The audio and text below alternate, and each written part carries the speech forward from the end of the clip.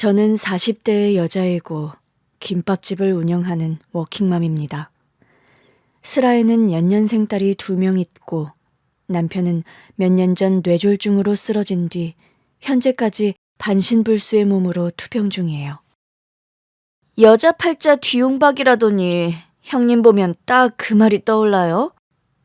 무슨 말이 하고 싶어서 그래? 말이야 바른 말이지.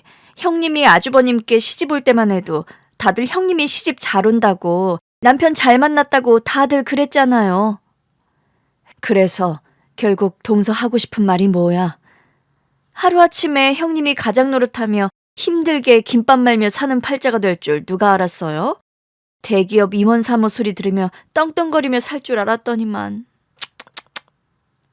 우리 남편 아프게 된 게 동서는 고소한 사람처럼 들리네? 어머 형님, 내가 설마 아주버님 몸 불편하게 된 걸 고소해야 할 사람으로 보이세요? 설마요. 그럼 왜 여자 팔자 뒤움박이니 뭐니 그런 해괴망측한 말을 내 앞에서 올리는 거야? 기분 상하셨다면 죄송해요 형님. 저는 요즘 형님이 아주버님 병수발 하랴, 김밥집 하랴, 애들 케어하랴 너무 힘들어 보여서 안쓰러운 마음에 그만. 좀 실언을 했나 보네요. 실언인 걸 알면 다행이네. 동선의 부부는 시장 상인들 상대로 사채업을 하며 먹고 삽니다. 동서의 친정어머니가 그런 고리대금업을 하면서 알부자 소리 들을 정도로 재산을 모은 분이라 하시더군요. 시동생은 고졸로 전문대학을 다니다 중퇴하고 동서를 만나 결혼 후 처가의 사채업을 같이 하면서 살았고, 저희 남편은 어려서부터 수제 소리 들으며 명문대를 수석 졸업했습니다. 대학 졸업 후 사람들이 이름만 들으면 아는 대기업에 취직해 출세가도를 달리다 5년 전 뇌졸중으로 쓰러진 뒤 반신불수의 몸이 되어버린 남편입니다. 동선에는 얼마 전부터 고아원에서 10살 난 고아 여자아이를 입양해 키우고 있어요. 처음 동선애가 고아원에서 아이를 입양한다 했을 때 의외란 생각을 했더랍니다. 동서, 내 배 아파 낳은 자식 키우기도 보통 일이 아닌데 어떻게 입양 결심을 했어? 우리 집에 아들이 겨우 달랑 하나라 딸아이 하나 있으면 말년에 덜 적적할 것 같아서 그랬네요. 입양이 힘든 결정이지만 잘만 하면 그보다 더 좋은 일이 없긴 하지. 동서, 생각보다 대단하네. 뭘 그렇게까지 과찬하실 일은 아니고요. 저의 칭찬에 뭔가 알 수 없는 난색을 표하는 동서였지요. 동서가 그런 깨름칙한 반응을 보이는 데는 다 이유가 있다는 걸 저는 후에 알았습니다. 선주야, 엄마 일 나갔다 오는 동안 빨래 돌리고 청소기 싹 돌려놔라. 엄마 속옷은 세탁기 넣으면 안 되고 손빨래 해야 하는 거 알지? 네, 알았어요, 엄마. 너 그리고 청소기 돌리고 나서 걸레질은 네 손으로 직접 해라. 물걸레 기능이 별로라서 걸레질은 손으로 쓱싹쓱싹 힘줘서. 알아들어? 네, 힘줘서 쓱싹쓱싹이요. 분리수거랑 음식물 먼저 말끔하게 버려놓고 청소 시작해. 네, 그렇게 할게요. 식모처럼 입양한 딸아이를 부리는 동서였습니다. 그런 걸 보다 못한 내가 동서에게 뭐라 잔소리를 하게 될 정도였죠. 동서, 어린애를 너무 일을 가혹하게 시키는 거 아니야? 어머 형님, 집안일 스스로 하게끔 하는 것도 다 산교육 아닌가요?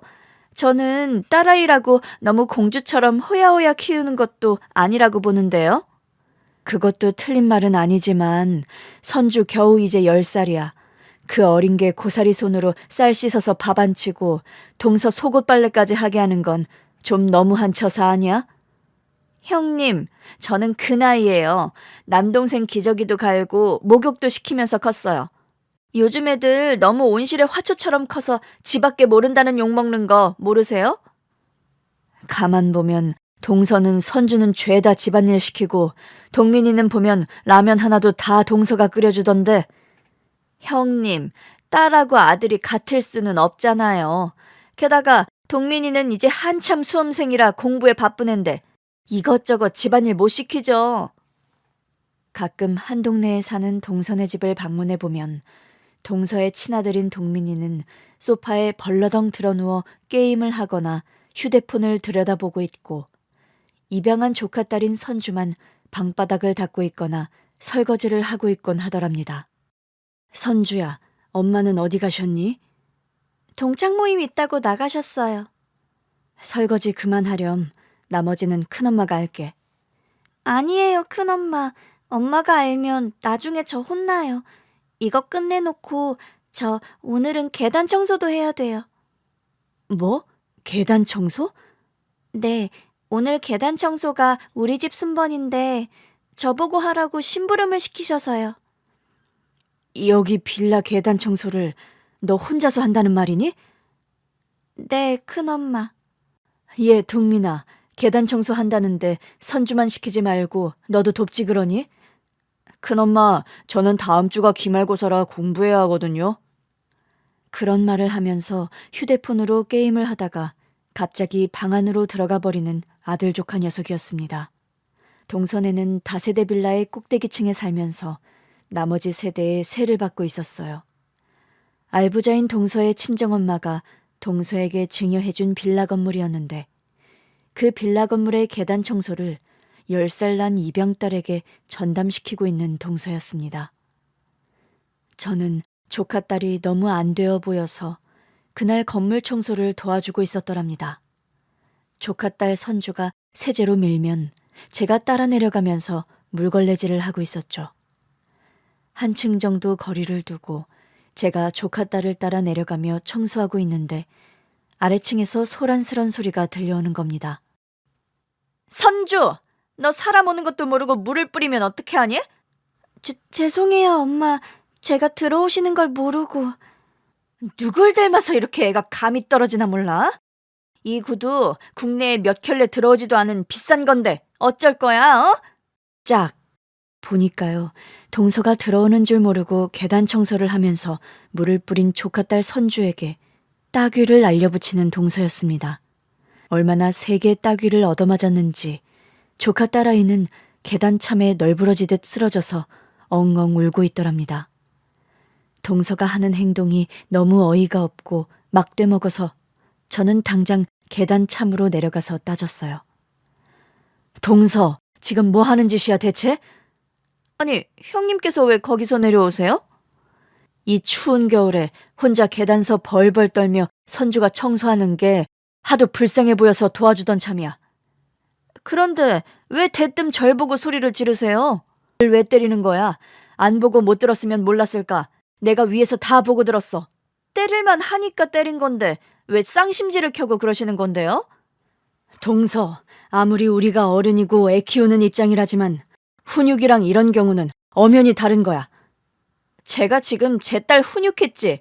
그럼 뭘 다른 걸 했다는 말씀이세요? 한겨울에 하도 바깥 청소를 시켜서 선주 얘 손가락이 지금 동상으로 다 망가진 거 알아 몰라. 선주가요, 형님. 체질이 원래 그런 애라고요. 옷도 순면으로 된 거 아니면 입질 못하는 예민한 피부라서 선주 얘 옷값만 해도 다달이 얼마가 드는지 알긴 하세요? 그래서 동서는 그게 아까워?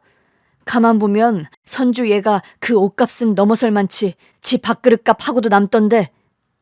형님, 대체 하고 싶은 말이 뭐예요? 이런 식으로 애를 식모 취급할 거면 차라리 파양을 해. 형님이 뭔데 이래라 저래라 그런 잔소리를 하세요? 뭐 제가 파양하면 형님이 선주 책임이라도 지시게요? 그래, 그 생각을 내가 여태 못했네. 말 나온 김에 우리 질질 끌며 다툴 거 없이 동서랑 나랑 정리를 하자. 정리라뇨? 갑자기 그게 무슨 말씀이세요, 형님? 동서, 선주 딸로 키울 마음 요만큼도 솔직히 없잖아. 아니야? 형님, 딸로 키울 마음이 요만큼도 없는데 왜 입양을 했겠어요, 제가? 이런 식으로 선주 일 시켜 먹으려고 입양했단 생각밖에는 안 드네. 제가 입양해서 제 스타일대로 애를 키운다는데 왜 자꾸 딴지를 거세요? 시대가 어느 때인데 애를 이런 식으로 대했다가 동서 정말 큰 코 다쳐. 나 더 이상 이런 걸로 실랑이 하는 것도 그만하고 싶다. 긴 말 할 것 없이 선주, 내가 입양할게. 형님, 나 한다면 하는 사람인 거 알지? 동서가 곱게 선주 파양 안 하면 나도 다른 루트 알아볼 수밖에 없어. 형님, 지금 저 협박하시는 거예요? 말이 나와 하는 말인데 형님이 뭐 애를 한 명 더 데리고 가서 키울 능력이나 되시냐고요? 비싼 옷 사입히고 비싼 음식 사 먹이지는 못할 거야. 동서 말 맞다나 나는 그런 능력은 안 되니까. 돈도 없는데 뭐 어떻게 더 애를 키운다는 말이죠? 내 참 어이가 없어서. 동서는 애를 돈으로만 키운다고 생각해? 애를 키우는 원동력의 8알은 사랑이야.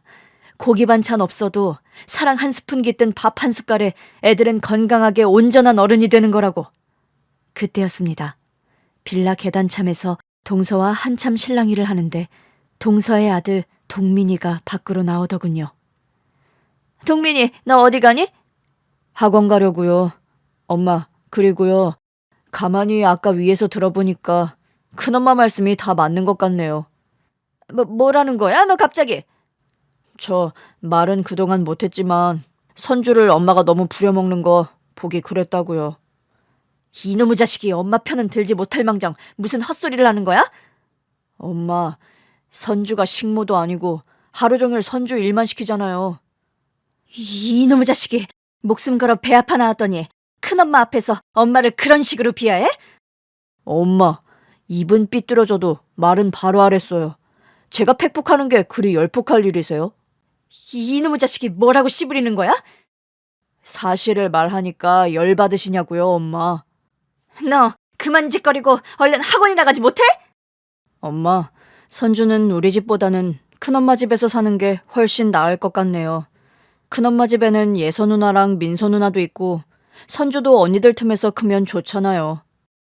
그런 말을 남기고 계단을 내려가는 동민이었습니다. 아니, 저 녀석이 뭘 안다고 저런 입방정을 떨어? 동서, 우리 길게 입씨름하면서 문제 복잡하게 만들지 말자. 자식은 그런 마음으로 키워서는 안 돼. 무엇보다 난 더 이상 선주가 이런 대접 받으며 크는 거 두고 못 보겠어. 알았어요. 정말 주변에 왜 들 일이 다 잘난 사람들 천지인지 모르겠네 정말. 형님께서 선주 데리고 가든지 말든지 알아서 하세요. 방귀 낀 사람이 성을 낸다더니 동서가 하는 꼴이 딱 그 모양이더라고요. 저는 남편을 설득하고 딸들에게 선주를 입양하는 일을 일단 의논했습니다.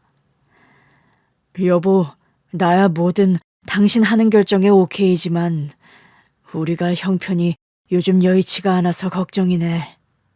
큰돈 들이며 자식 키울 생각하면 엄두도 못 낼 일이죠. 그런데 그냥 방치하기에 동서네가 선주를 대하는 게 너무 안하무인이에요. 엄마, 저도 작은엄마가 선주 너무 부려먹는 거 정말 아니다 싶었어요. 진짜 선주 저런 취급받으며 사는 거 그냥 묵인하는 건 사람으로 할 도리가 아니지 싶어요. 선주 뜻은 어떻대? 우리 집에 와서 사는 거 좋다고 하던가? 선주야, 자기를 데려가주면 너무 좋다고 그럽디다. 애가 동서네 집에서 얼마나 눈칫밥을 먹으며 살았는지 내가 우리 집에 와서 살겠냐 물어보니 서럽게 울면서 제발 저를 데려가 달라고 하더군요. 엄마, 그럼 제대로 입양 절차 다시 밟아서 선주 데려오시는 거죠? 아무래도 그래야 할 거다. 작은엄마가 파양 절차 밟겠다고 약속했으니까 선주 지내던 고아원에 가서 다시 입양 절차 밟아서 데리고 오려고. 와, 그럼 이제 선주가 우리 막내 동생 되는 거예요, 엄마? 예서랑 민서 너희 둘에게 의견을 일단 물어보려고 했어. 선주를 입양하는 문제를 엄마 혼자 독단으로 결정할 일은 아닌 것 같아서 말이다. 엄마도 참 마음속으로는 이미 선주를 막내딸로 생각하고 계신 거잖아요. 아니세요? 선주를 본 지 1년 넘었는데 자주 얼굴 보다 보니까 이제는 친동생처럼 저희도 정이 많이 들었어요, 엄마. 무엇보다 작은 집서 그런 식모 취급받으며 자라는 아이를 그냥 두고 보는 건 사람이 할 도리가 아니다 생각해요, 저도. 그럼 너희 둘은 선주를 입양하는 문제에 찬성하는 거니? 저희는 찬성이요. 여보, 당신 생각은요? 찬성이에요? 아님 반대예요? 참, 다수결이 이미 찬성인데 내 의견 따위가 중요한 분위기가 아닌데? 그래도 당신 의견도 들어봐야죠. 안 그러니 얘들아? 나도 찬성이요. 내가 요즘 몸이 불편해서 자리 보전하다 보니 형편이 쪼들려 당신 부담 가중시킬까봐 걱정이 돼서 그러지. 밥상에 숟가락 하나 더 넣는다고 우리 그렇게 생각해요, 여보. 그래, 나야 큰일 결정할 때 늘 당신 의견이 내 의견인 사람이니까. 쉽지 않은 결정인데 내 의견 존중해줘서 고마워요. 20년 가까이 당신이랑 살면서 내린 결론이 하나 있거든. 그게 뭐길래 그래요? 박희정 여사님이 내리는 결정은 언제나 옳다. 그러니 잔말 말고 똥을 된장이라고 해도 맞다고 받아들이자. 참나 말이나 못하면. 암튼 이번 주 내로 고아원 찾아가서 절차 밟을게요. 10살 난 고아 여자아이를 입양해 식모처럼 부려먹다 파양한 동선의 부부의 파렴치함을 그대로 두고 볼 수는 없었습니다. 결국 저는 가족들과 상의 끝에 그 아이를 내가 입양해 키우게 되었어요. 선주는 우리 집에 온 날부터 저를 엄마처럼 잘 따르고 가족들과도 금방 친해졌습니다. 그러던 어느 날이었어요.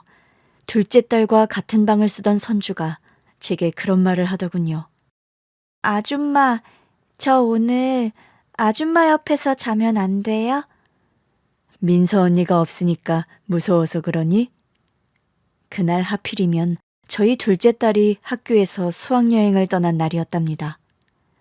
네, 민서 언니랑 같이 자다가 갑자기 혼자 자려고 하니까 무서워서요. 그래, 그럼 아줌마 옆에서 자면 되지. 뭐가 걱정이야. 민서 언니가 5밤 자야 돌아오니까 그때까지는 아줌마랑 선주랑 같이 자자. 감사해요, 아줌마. 뭘 그런 걸 가지고 감사하다고 하니. 저는 선주를 그날 품에 꼭 끌어안고 잠에 들었습니다.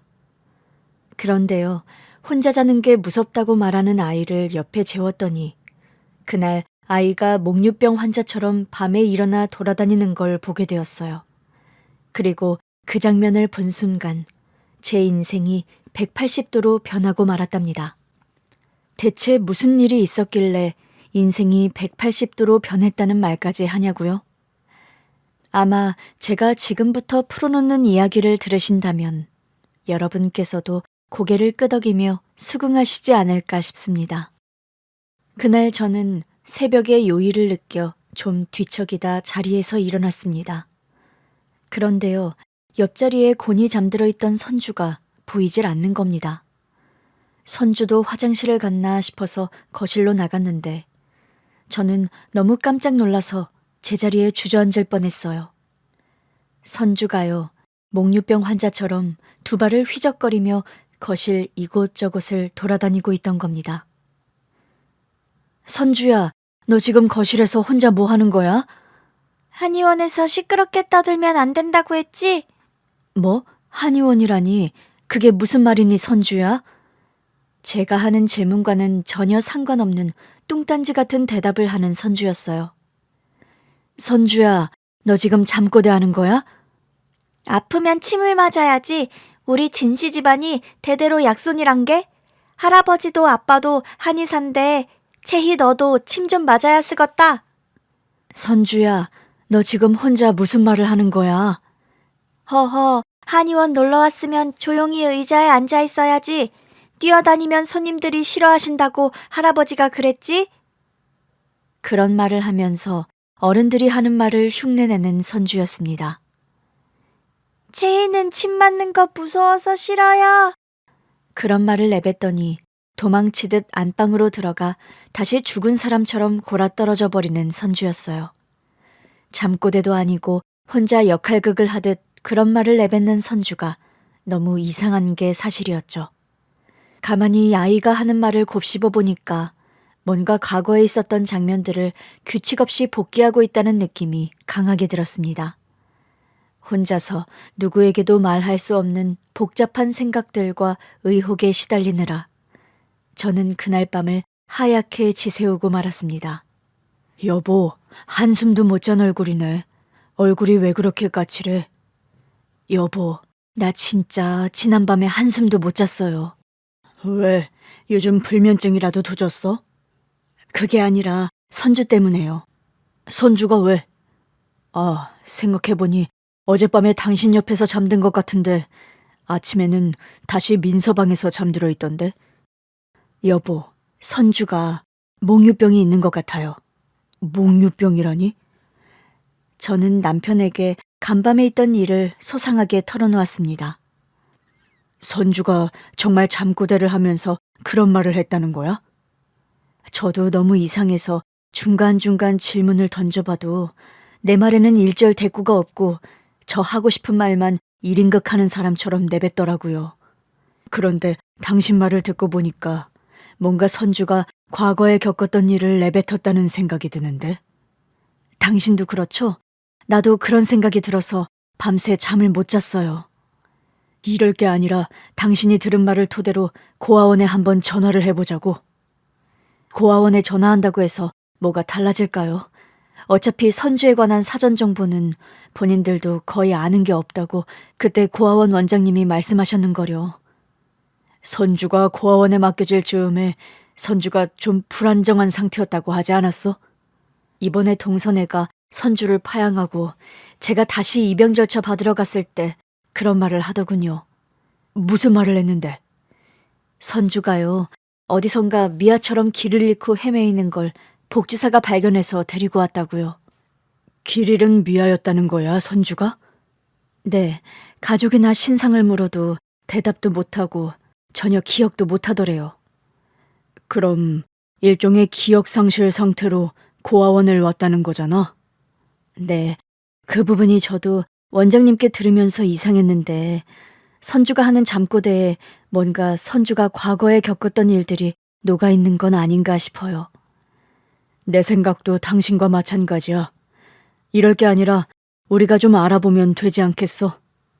남편과 저는 선주의 잠꼬대를 바탕으로 지역사회의 경찰서에도 문의를 하고 그 지역의 한의원을 싹 다 뒤지다시피 했습니다.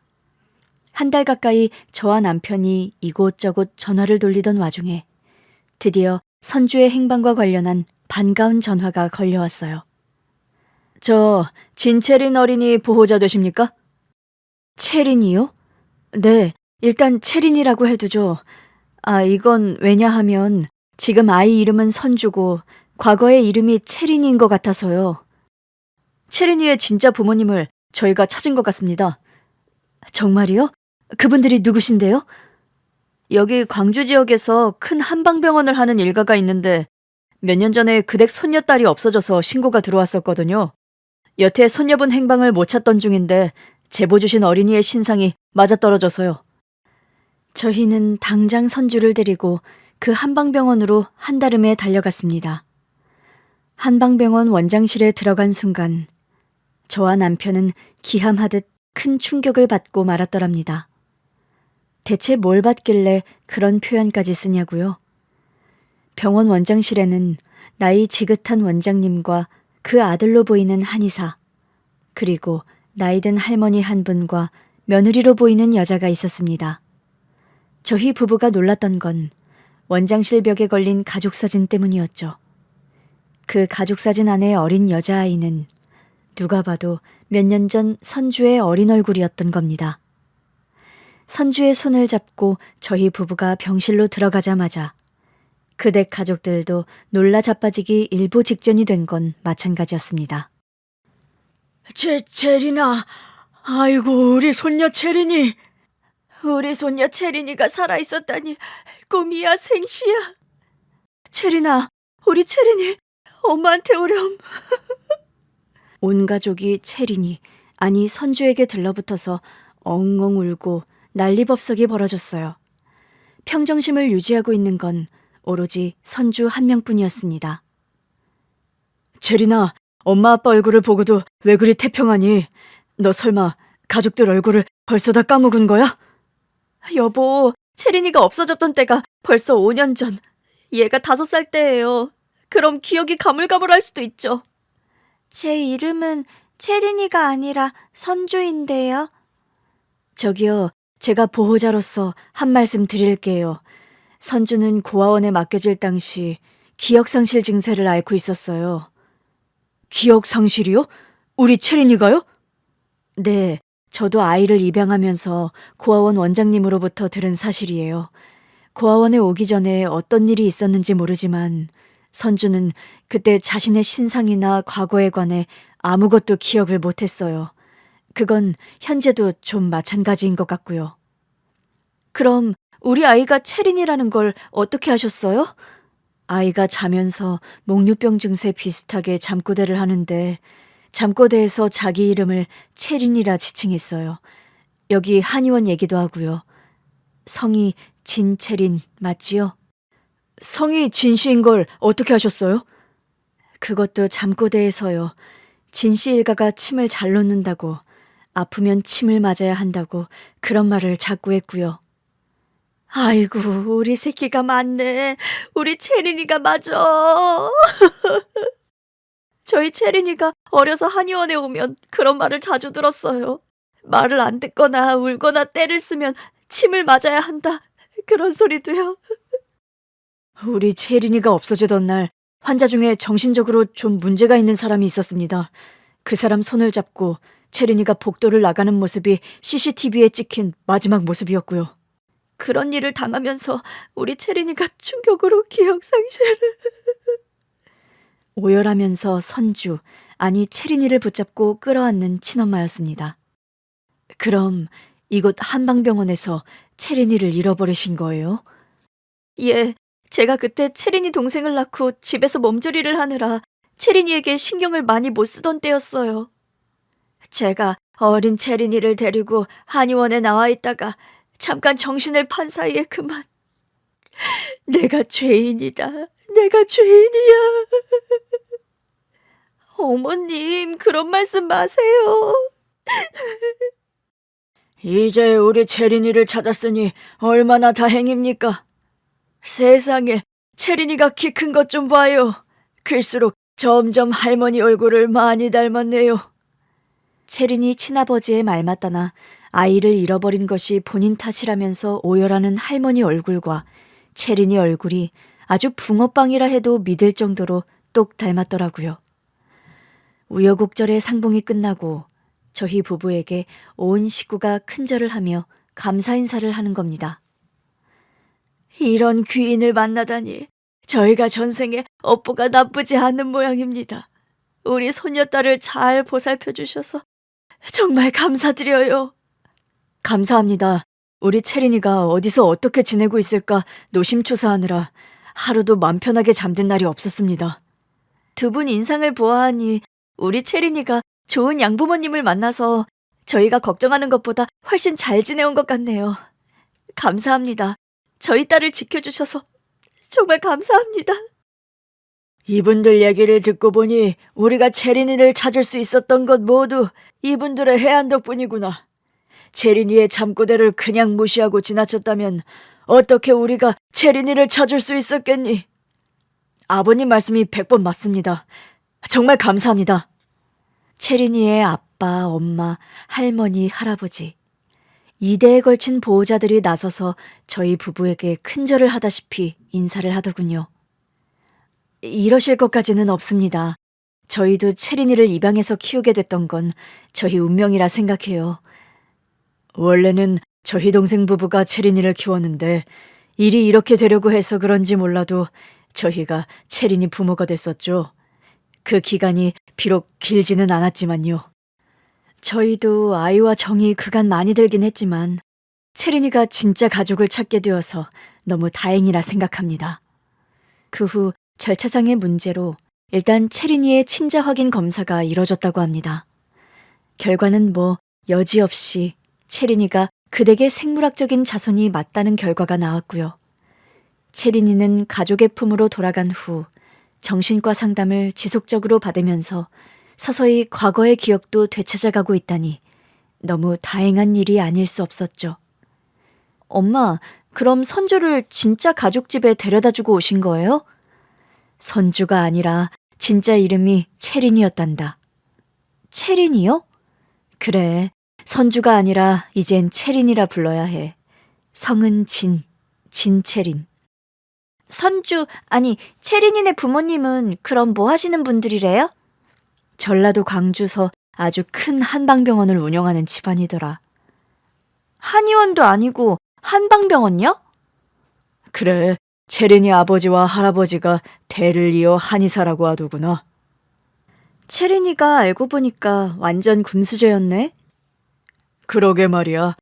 집안 형편이 안 좋고 그랬으면 엄마 아빠도 걱정이 또 됐을 텐데 그게 아니라 다행이더라. 할머니 할아버지까지 아주 손녀바라기인 집안이더라고. 이제 사랑받고 부족한 거 없이 아주 잘 지낼 거야, 채린이는. 헤어지게 돼서 서운했는데 그런 생각하지 말아야겠네요, 엄마. 엄마도 그 아이와 정들자 이별인 것 같아 좀 마음이 그랬는데 진짜 가족품으로 가서 더 행복하게 지내게 됐으니 서운해하지 않으려고.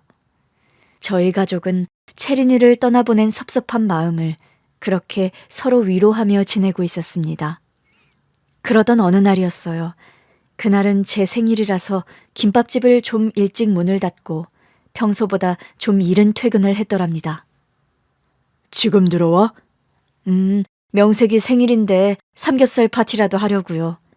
당신 생일이라서 외식하려고 했는데 식당도 내가 예약해뒀어. 외식하면 돈이나 쓰지 뭐 하러요.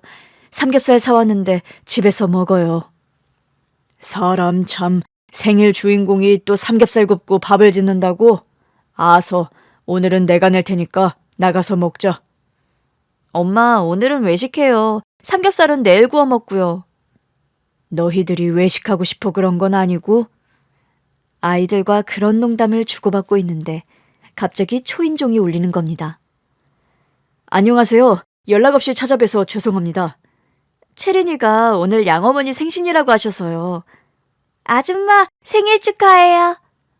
알고 보니까요. 달력에 저희 딸들이 표시해뒀던 저희 생일 날짜를 보고 채린이가 자기 부모님을 데리고 방문을 한 거였어요.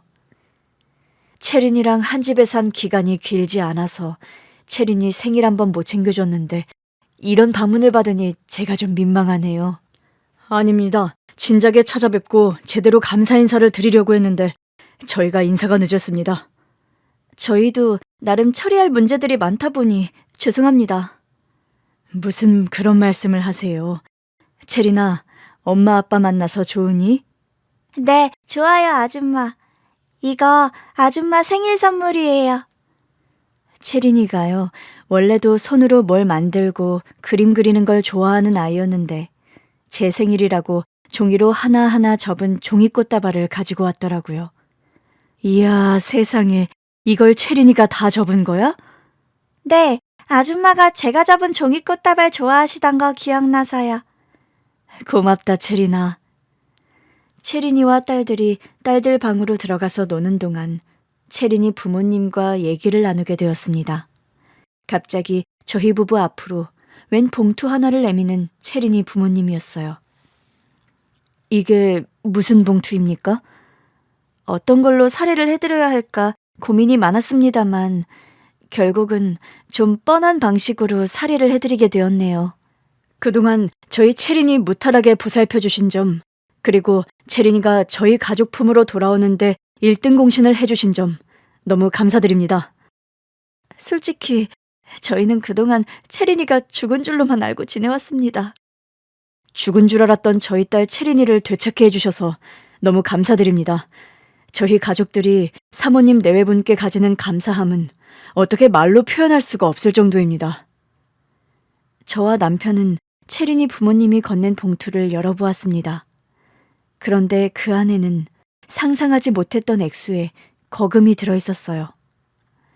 아니, 무슨 이런 큰 돈을, 저희가 무슨 대가를 바래서 채린이를 키운 것도 아니고 이렇게까지 안 하셔도 됩니다. 대가를 바래서 채린이를 거두신 분들이었다라면 저희도 이런 사례까지는 생각하지 못했을 겁니다. 채린이한테 저희 그간의 사정을 다 들어서 알고 있습니다. 그게 무슨 말씀이시죠? 저는 짐작이 가는 바가 없지 않았지만 그래도 일단 가족인 동선의 부부의 흠을 잡는 일이 되어버려서 두루뭉술 물어볼 수밖에 없더군요. 채린이가 원래는 이 댁의 작은아버지 집에 입양이 되었었다고요. 네, 그런데 저희 동생네 집에서는 채린이가 적응을 잘 못했어요. 이런 얘기를 사장님 내외께 드리는 게 실례인 건 알지만 저희도 채린이에게 들은 얘기가 있어서요. 네, 무슨 말씀이신지는 압니다만. 사모님 내외를 타박할 생각은 저희 일절 없습니다. 그저 채린이가 사모님 동서분 댁에 있을 때는 눈칫밥을 많이 먹고 좀 구박을 받았더라고요. 저희 동생 내외를 대신해서 제가 사죄드립니다. 아니에요. 사장님께서 꼭 이러실 것 같아서 저희가 그런 말을 안 꺼내려고 했는데 감사하단 말을 드리려던 게 그만. 그렇게 사모님 동서댁에서 저희 채린이가 매일 일만 하며 지내던 때에 그 댁에서 채린이를 구해주신 게 사모님이라면서요. 제가 솔직히 말씀드리면 동서가 채린이를 모질게 대하는 게 있어서 그건 아니다 싶었어요. 그런 이유로 제가 채린이를 입양했던 건 맞습니다. 채린이에게도 그 사연을 소상하게 들어서 다 알고 있습니다. 이런 말씀 신뢰가 될지 모르겠지만 사장님께서 투병하시느라 가정 형편도 요즘 많이 힘드신데 우리 채린이를 걷어주신 거라고요. 그 얘기를 듣고 저희는 얼마나 두 분께 더 감동하다시피 고마운 마음이 들었는지 모릅니다. 백골난망이란 말의 뜻을 예전에는 미처 몰랐는데 저희 내외는 요즘 사모님 부부 덕분에 그 말의 의미를 몸소 실감하는 중입니다. 구박덩이로 클 뻔한 저희 딸을 구해주셔서 너무 감사합니다. 그리고 우리 딸을 저희 가족 품으로 돌려보내주셔서 정말 또 너무 감사드리고요. 그런 말을 하면서 제 손을 꼭 잡고 눈물을 펑펑 흘리는 채린이 엄마였습니다. 저희 부부가 아무리 그 돈 봉투를 거절했지만 채린이 부모님의 뜻은 완강했습니다. 결국 그 부부의 뜻을 받아들일 수밖에 없었죠. 집 밖으로 채린이네 가족을 배웅하는데 마침 동서가 저희 집에 오다가 딱 마주쳤더랍니다. 아니, 형님, 이분들 설마... 그래, 이분들이 채린이 친부모님들이셔. 동서는 채린이 부모님이 타고 온 삐까뻔쩍한 외제차에서 시선을 떼지 못하더군요. 안녕하세요. 도둑이 재발저리듯 채린이 부모님 얼굴을 제대로 쳐다보지도 못하는 동서였어요. 우리 채린이를 처음 입양하신 분이라고요? 네. 그걸 들어서 알고 계세요? 그럼요.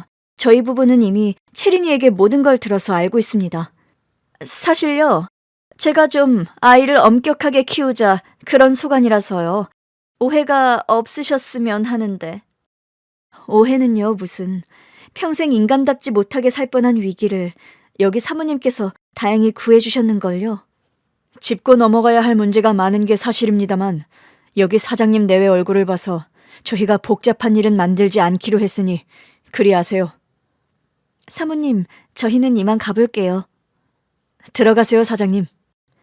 채린이 부모님은 저와 남편에게만 깍듯하게 인사를 하고 멋들어진 외제차를 타고 쌩하니 떠나버렸습니다. 차를 타기 전에 채린이마저 저와 남편에게만 인사를 하고 차 안으로 쏙 들어가 버리더군요. 선주, 아니, 채린이 부모님이 저렇게 대단한 사람들이란 말이에요? 동서한테 말 안 했나? 광주서 아주 유명한 한방병원 하는 집안이야. 한방병원요? 채린이 고깃집애가 그런 대단한 집안 금수저였다고요? 그렇더라. 동서는 채린이 부모님이 저희 부부에게 거액의 금일봉을 두고 간 사실을 알고 또 한 번 개거품을 물었다는 소식이 들려왔습니다. 그런 큰 돈을 형님께 정말 줬다고요? 갑자기 집까지 찾아와서 캐묻는 동서였어요. 나도 처음엔 거부했어. 너무 큰 돈이라. 그런데 계속 두 분이 완곡하게 부탁하는 바람에 받기로 한 거고. 아니, 이건 뭐 채린이 고깃집에 하나 걷어서 로또 맞은 거나 다름없잖아요, 형님. 아니, 그건 뭔 되도 않는 소리야? 그렇잖아요. 채린이 고깃집에 거둔 기간이 뭐 얼마나 된다고요? 혹시 형님, 채린이 그거 정체랑 집안 뒷배 알고서 불어 저한테 파양시키고 본인이 입양한 거 아니에요? 듣자 하니 사람을 뭘로 보고 그딴 막말을 하는 거야? 참, 아니면 아닌 거지. 왜 그리 성을 내세요? 헛소리도 적당히 헛소리를 해야 그냥 넘기지. 뭐 눈엔 뭐만 보인다더니 그딴 소리 할 거면 동서, 다시는 우리 집에 얼씬도 하지 마. 저는 너무나 모멸적이고 기분이 나빠서 김장을 하려고 준비해뒀던 왕소금을 한 바가지 퍼다가 동서면전에 뿌리며 쫓아내버렸습니다. 아니, 사람 얼굴에 소금까지 뿌릴 일이에요?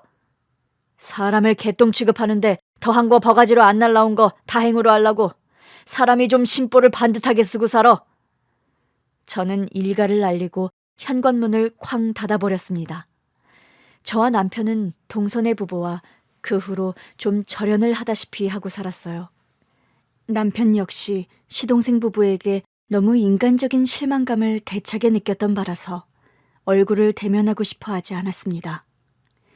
체린이 부모님은 그 후로도 저희 부부에게 큰 후사를 하나 더 해주시더군요. 뇌졸중에 걸린 남편이 반신불수 후유증으로 고생하고 있는 걸 알고 본인들 병원에서 침술 치료를 해주었던 겁니다. 저희 아버지와 제가 침술 실력으론 전국에서 뒤지지 않는 실력자들입니다. 저희 부자 믿고 제대로 중풍치료 받아보시죠. 남편은 한동안 그 지역에 머물면서 체린이 집안 한방병원에서 침과 뜸 치료를 집중적으로 받았습니다. 그리고 반년 후 놀라운 기적이 벌어졌어요. 여보, 나 이제 오른손 감각이 제대로 돌아오고 오른발도 자유자재야. 체린이 아버지랑 할아버지께서 침술에 일가견이 있다더니 세상에 이런 기적이 벌어졌네요. 건강을 회복한 남편은 가까스로 다시 복직에도 성공했습니다. 그리고 체린이 부모님으로부터 받은 돈으로 저희는 그동안 쌓여있던 가게빚을 말끔하게 청산하고 저 역시 제가 하던 김밥집을 프랜차이즈점으로 사업화해서 확장까지 하게 되었어요. 김밥 체인점 사업이 실패 없이 운영이 잘 되면서 저는 소위 말하는 대박을 친 요식업자 반열에 오르게 됐습니다. 여보, 내가 건강 회복해서 복직된 것만 해도 경사인데 당신 사업 너무 승승장구하는 거 아니야? 그래도 가장 감사한 일을 꼽으라면 난 당신 건강 회복한 일이에요. 남편이 복직한 날, 저는 공교롭게도 김밥 체인점 7호점을 오픈했습니다.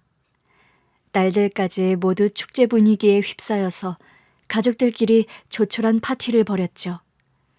한참 가족들과 함께 집에서 삼겹살을 구워 파티를 벌이고 있는데 현관벨 소리가 울리더군요. 나가보니까 갑자기 어디 여행이라도 떠나는 사람들처럼 수트케이스를 챙긴 상태의 동서부부가 오들오들 떨며 밖에 서 있는 겁니다. 아니 동서, 이 시간에 웬일이야? 여행 가방은 또 뭐고? 형님, 저희 부부 지금 야반도주하는 길이에요. 야반도주라니, 그게 무슨 말이야? 한수야, 너 어떻게 된 일이니? 남편은 어떻게 된 일이냐고 시동생을 다그쳐 물었습니다. 나랑 이 사람 하던 고리대금이 완전 망해버렸어요. 채무자들 해결한다고 조폭 한 명을 잘못 썼다가 일이 꼬이는 바람에 경찰 조사 들이닥치고 그동안 탈세한 것까지 죄다 털어놔서 지금 저희가 역으로 빚더미에 앉았어요. 집도 경매로 넘어가고 빚쟁이들이 사방팔방 쫓아오는 바람에 야밤에 이 사람이랑 도망가자 결단 내린 거고요. 아니 그럼 진짜 야반도주를 한다는 거야? 그럼 동민이는 어쩌고? 다행히 녀석은 저번 주에 저희 외가 이모댁으로 멀리 전학 보냈고요. 형, 나랑 절연하겠다 한 건 아는데 나랑 이 사람 도망갈 차비랑 밥값만 좀 꿔줘요. 부탁이에요. 저희가 지금 카드 하나를 마음 놓고 못 쓰는 형편이에요. 가지고 계신 현금만 좀 꿔주세요, 형님. 정말. 동서, 저녁이나 먹고 도망가는 거야? 저희 부부가 지금 어디서 한가하게 저녁 먹고 할 시간이 없어요, 형님. 빚쟁이들이 당장 쫓아온다고 엄포를 놔서 저랑 이 사람 당장 입을 옷까지만 싸들고 도망 나온 거예요. 저와 남편은 인출할 수 있는 최대치의 현금을 인출해서 동서 부부에게 주었습니다. 고마워요, 형님. 고맙습니다, 형수님. 인사를 마치자마자 누구 쫓아오는 빚쟁이가 없나 겁에 질린 눈으로 두리번거리며 주랭랑 치듯 한겨울의 차가운 바람을 뚫고 정신없이 야반도주하는 동서부부였어요. 동서네 정말 괜찮을까요, 여보?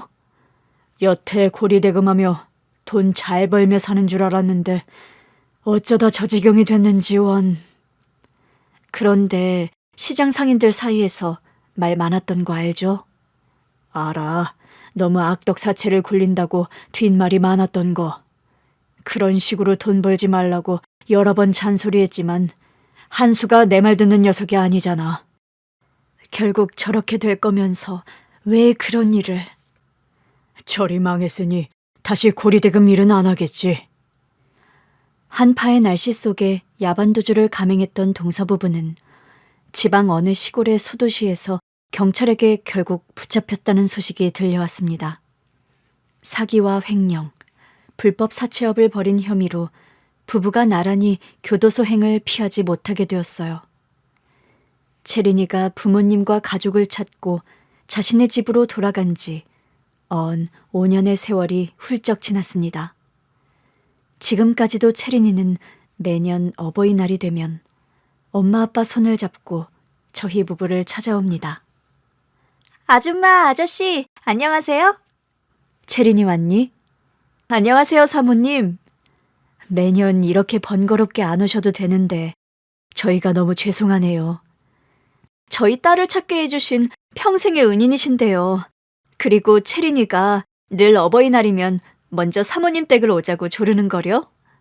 저희도 이제는 두 분이 은인이세요. 저희 남편이 그렇게 멀쩡하게 두 팔 두 다리를 쓰게 될 날이 올 거라곤 생각도 못했거든요. 그럼 우리 서로가 귀인인 걸로 할까요? 네, 그게 맞는 말씀 같아요. 이제는 채린 어머님 아버님도 우리 부부의 너무나 크나큰 귀인이세요. 매년 어버이날이면 함께 가족 식사를 하는 채린이네 부모님과 저희 부부입니다. 사모님 요즘 하시는 사업 엄청 잘 되신다면서요? 조그만 김밥집에서 시작해서 이만큼 사업 키우게 된 건 다 채린 어머님 내외 덕분입니다. 그게 무슨 말씀이세요? 저희 부부에게 그때 크게 사례를 해주셨잖아요. 저 솔직히 말씀드리면 그 돈을 종잣돈으로 빚도 갚고 제가 하는 김밥집을 사업으로 확장할 수 있었거든요. 그리 말씀해 주시니 감사합니다. 말씀이 그렇지 사모님 솜씨와 수완이 좋아 성공하셨을 거예요. 저는 최근에 김밥집 10호점 창업을 성공적으로 이뤄냈습니다. 매달 매출도 점점 오르고 김밥집 사업은 소위 말하는 성공 가도를 달리고 있어요. 예전보다 경제적으로 훨씬 여유로워진 것이 사실이었고 남편과 상의 끝에 얼마 전에는 기부금 확약식도 하나 맺고 돌아왔습니다. 어떤 곳에 기부를 시작했냐고요? 기부할 단체 선정을 두고 남편과 고민이 많았던 게 사실입니다.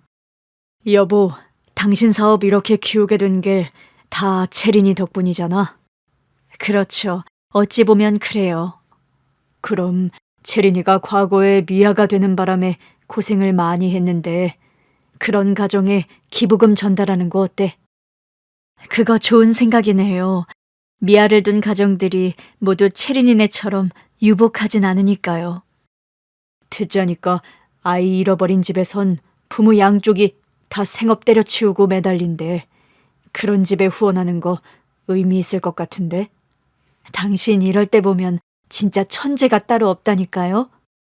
부창부술하잖아. 당신 닮은 애가 감이 좋은가 보지. 안 그래? 남편의 아이디어로 의미 깊은 곳에 기부를 시작하게 되어서 저 역시 뿌듯한 마음이 큽니다. 그림을 곧잘 그리고 손재주가 좋아서 제 생일날 손수 접은 종이꽃을 선물하곤 했던 채린이는 최근 예고 입시에 성공해서 미술학도의 꿈을 꾸고 있다는 소식이 들려왔습니다. 동선의 부부는 나란히 교도소 신세를 면하지 못하게 되어서 저와 남편이 면회를 한번 가려고 생각 중이고요. 출소하고 나서는 좀 반듯한 일을 하면서 살아야 할 텐데 두 내외가 아마 생각 많이 하고 나오겠죠. 짧은 시간이 아닐 텐데. 나도 부디 좀 더 한수나 재수 씨가 좋은 사람이 되어서 나오길 바래. 동민이가 있으니까 그럴 거예요. 아무리 뭐라 해도 자식한테 부끄러운 삶을 더 이상 살고 싶진 않을 테니까. 면회를 가서 만나자마자 눈물을 펑펑 흘리는 동서였습니다. 형님, 남 눈에 눈물 흘리게 하면 제 눈에서 피눈물이 난다더니 제가 그 죄값 받고 사나 봐요. 동서, 그걸 이제 알았으니 앞으로는 착하게 살면 되지. 동서, 그럴 거지? 그 화가 우리 동민이에게 미칠까 봐 저 꼭 다르게 살 거예요. 사치업도 때려치우려고요. 잘 생각했네, 동서. 그 마음 변치 말고 건강하게 잘 지내고 출소하자. 동서내외를 면회하고 돌아오는 길. 남편도 저도 한참 동안이나 말이 없었습니다. 선한 끝은 있어도 악한 끝은 없다더니 옛말 참 하나 틀린 거 없는 것 같아요. 긴 얘기는 여기서 이만 마칠까 합니다. 경청해 주셔서 정말 감사합니다.